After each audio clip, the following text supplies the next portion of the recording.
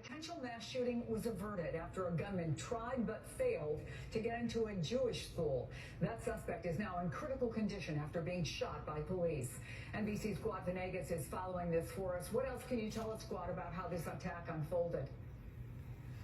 Chris, we know from local authorities that the gunman arrived at the school at 12:30 approximately yesterday with a handgun and attempted entering the campus, but he was unable to do so because of a security system that exists in the school. We know that at some point he fired that weapon and then got in his vehicle and drove away.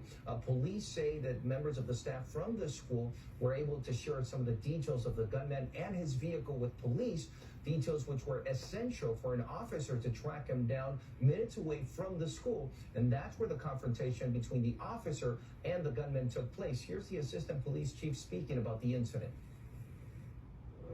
The suspect pulled the vehicle over. He immediately emerged out of the vehicle with the gun in his hand, and that resulted in an officer discharging his duty weapon. I personally truly believe that we have avoided a tragedy. I think this suspect was going to harm somebody before the day was over, and that our officers were able to intervene and protect the citizens. Now, the latest report indicates that the suspect was taken into custody and to a hospital in critical condition. The Tennessee Bureau of Investigations is now leading the case, and we are still waiting for charges to be announced, Chris.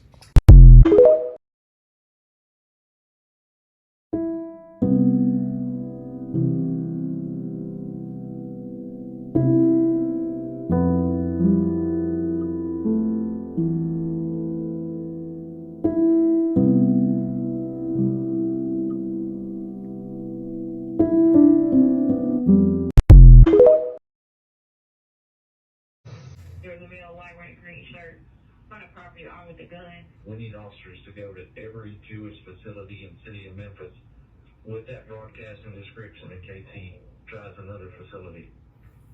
Memphis police are calling it an unbelievably close call. A potential mass shooting in Memphis stopped only by a locked door.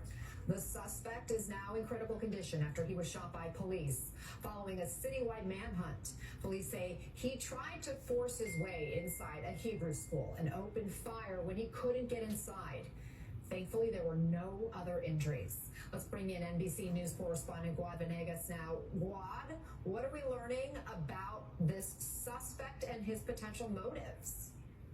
Anna, we're waiting for local authorities to reveal more information on the suspect. His identity has not been revealed, but we know that he arrived at this school, and as you mentioned, there was a safety procedure in place that kept the suspect from entering the campus. He then got in his pickup truck and drove away.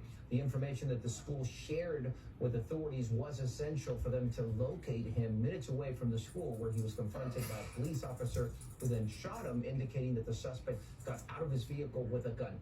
Now, the congressman in Tennessee, U.S. Congressman Steve Cohen, did share information on his website indicating he had learned that the suspect is Jewish and had attended the school. The investigation is now being led by state authorities, and we are still waiting for authorities to present charges against the suspect. Here's what local police had to say yesterday about the incident.